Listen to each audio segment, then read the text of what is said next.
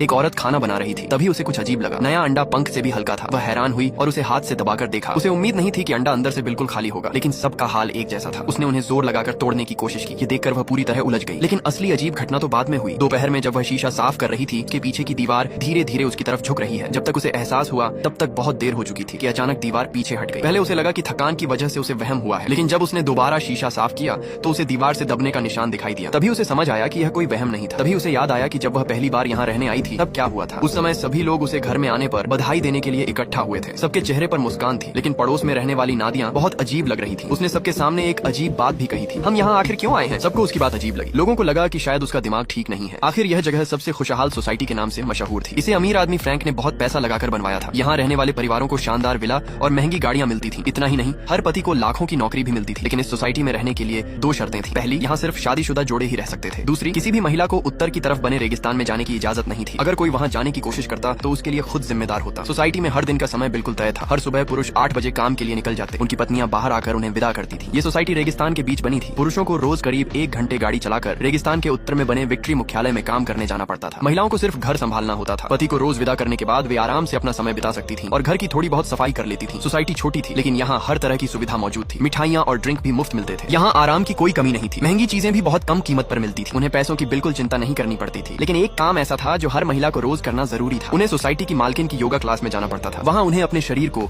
एकदम सही शेप में रखने की ट्रेनिंग दी जाती थी, ताकि काम से लौटने वाले पति को खुश रखा जा सके। यहाँ रहने वाले सभी लोग खुद को बहुत खुशकिस्मत समझते थे, लेकिन वे सभी नादिया को एक अजीब औरत मानते थे, क्योंकि उसने पहले भी सोसाइटी के नियम तोड़े थे। वह अपने बेटे को उत्तर की तरफ रेगिस्तान में ले गई थी। जब सुरक्षा गार्डों ने उसे देखा तब उसका बेटा गायब हो चुका था। वहाँ सिर्फ उसके बच्चे का पसंदीदा खिलौना मिला था। उस दिन के बाद से नादिया और भी रहस्यमयी हो गई थी। वह कहती थी कि यह पूरी सोसाइटी एक बहुत बड़ा धोखा है, लेकिन किसी ने उसकी बात को गंभीरता से नहीं लिया। लोग तो मजाक में कहते थे कि बच्चे को खोने के बाद उसका दिमाग खराब हो गया है। शुरुआत में अन्ना को भी यही लगता था, लेकिन हाल में हुई अजीब घटनाओं को जोड़कर देखने पर उसे लगा कि मामला इतना आसान नहीं है। सच्चाई जानने के लिए उसने अपने पति से पूछा कि वह रोज काम पर कहाँ जाता है और वहाँ क्या करता है। लेकिन निक ने कहा कि उसने कंपनी के साथ गोपनीयता का समझौता किया है। वह कंपनी के बारे में एक शब्द भी नहीं बता सकता। इतना कहकर वह जल्दी से काम पर चला गया। अन्ना ने हार नहीं मानी। उसने अपनी सबसे अच्छी दोस्त से दोबारा पूछने की कोशिश की, लेकिन उसकी दोस्त ने तुरंत उसे रोक दिया। उसने कहा कि सोसाइटी के राज जानने की कोशिश मत करो, वरना उसे भी नादिया की तरह यहाँ से निकाल दिया जाएगा। अपनी दोस्त का खुशहाल परिवार देखकर अन्ना कुछ देर के लिए चुप हो गई। लेकिन दोपहर में जब वह कपड़े सुखा रही थी तभी उसने नादिया को अपने बेटे का खिलौना हाथ में पकड़े देखा। वह किसी गहरी सोच में डूबी हुई थी। ये देखकर अन्ना की उत्सुकता फिर बढ़ गई। उस दिन सोसाइटी को देखते हुए अन्ना के दिमाग में एक साहसी ख्याल आया। वह योगा क्लास में नहीं गई, इसके बजाय चुपके से सोसाइटी की बस में बैठ गई। वह किसी भी तरह इस जगह का रहस्य पता करना चाहती थी। बस जल्दी ही आखिरी स्टेशन पर पहुंच गई। ड्राइवर वापस जाने ही वाला था कि अन्ना को अचानक जोरदार आवाज सुनाई दी। उसने ऊपर देखा तो आसमान में एक धुआं छोड़ता हुआ विमान दिखाई दिया। साफ था कि विमान में कुछ खराबी थी। कुछ ही देर बाद विमान सोसाइटी से थोड़ी दूर जाकर रेगिस्तान में गिर गया। अन्ना डर गई। उसने ड्राइवर से बस रोकने और वहां चलकर लोगों की मदद करने को कहा, लेकिन यह सुनते ही ड्राइवर का चेहरा बदल गया। उसने कहा